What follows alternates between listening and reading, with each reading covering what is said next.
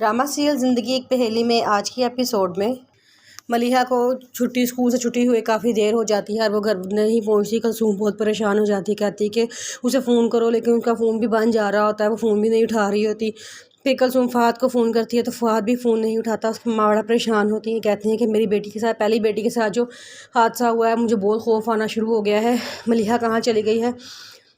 आप ही, जब से मेरे हस्बैंड की डेथ हुई है तब से खैरियत नाम का लफ्ज़ तो हमारे ज़िंदगी से निकल ही गया है। अब परेशानियाँ ही परेशानियाँ हैं, हम बस मुसीबतें ही उठाने के लिए रह गए हैं।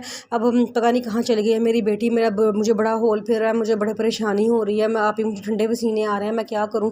उसकी बहन कहती है कि कोई मेरी सब्र करो, क्या पता जिस गाड़ी में आ रही है उसका टायर टूर पंचर हो गया हो, इंशाल्लाह पहुँच जाएगी खैरियत से, तुम परेशान ना हो। मेरा दिल कहता है कि मलिहा जहाँ पे भी आना वो बिल्कुल ठीक है।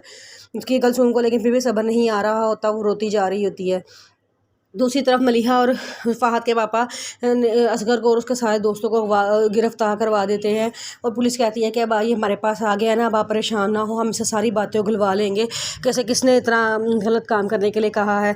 तो मलिहा कहती है कि हाँ, आप इसको इतनी बुरी सज़ा देना क्योंकि इसने बड़ी लड़कियों की ज़िंदगी तबाह की है। इसने मेरी बहन महनाज आयशा, जिसके ऊपर तेज़ाब, मुँह पर तेज़ाब गिराया है इसने, और अपनी पहली बीवी की भी ज़िंदगी बर्बाद की है।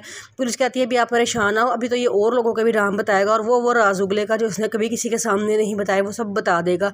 आप परेशान ना हो। अब आपने इनको हमारे हवाले कर दिया है, अब ये हमारे मेहमान हैं और हम इनकी ऐसी मेहमान नवाजी करेंगे ना कि ये सारी इन ज़िंदगी तो क्या, इनकी नस्लें भी याद रखेंगी। मलिहा कहती है कि हाँ ठीक है, ऐसा ही करना आप।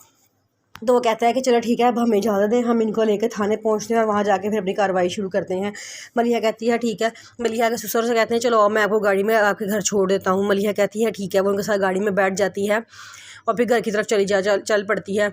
घर में कलसूम को किसी सूरत सब्र नहीं आ रहा होता। वो महनाज को बुलाती है, महनाज से कहती है कि महनाज फ़हद को फ़ोन करो।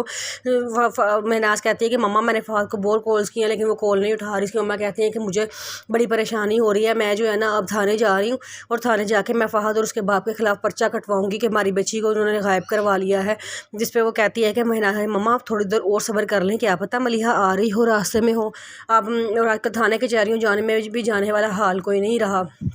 वो कलसूम कहती है कि नहीं, मुझे बड़े होल फिर रहे हैं, मेरी सीधी सादी सी बच्ची थी, उन्होंने पता नहीं कहाँ कर दी है, मुझे समझ नहीं आ रहा। वो महनाज कहती है कि मम्मा बस थोड़ी देर और देख लें, मैं थोड़ा सा गली में देख लूँ कि वो आई है कि नहीं आई। लेकिन उसकी मम्मा कहती है नहीं, खबरदार तुमने घर से बाहर एक कदम नहीं निकालना, मुझे पहले ही बड़े मलिहा की तरह से परेशान हूँ, मैं तुम्हारी वजह से और परेशानी नहीं मोल ले सकती। मैं उससे पहले ही कह रही थी कि वो स्कूल ना जाए, असगर से मुझे ख़तरा है, वो मेरी बच्चियों को नुकसान पहुँचा देगा। लेकिन उससे मेरी नहीं मानी, उसने अपनी ही की है। देखो मुझे कितनी परेशानी हो रही है, पता नहीं वो खुद किस हाल में होगी, मुझे समझ नहीं आ रहा।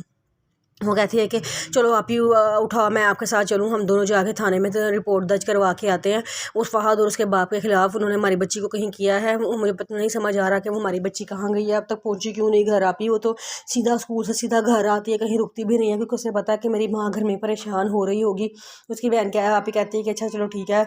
अभी वो उठने ही लगते हैं तो वहाँ से मलिहा और उसके फ़हद के पापा अंदर दाखिल हो जाते हैं।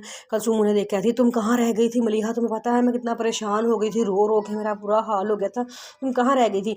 मलिहा बताती है कि असगर फिर हमें नुकसान पहुंचाने के लिए आया था, लेकिन आप फिक्र ना करें, हमने उसको थाने में बंद करवा दिया है। ये फ़हद के पापा ने मेरी बड़ी मदद की है और हम दोनों ने मिलकर उसको थाने में बंद करवाया है।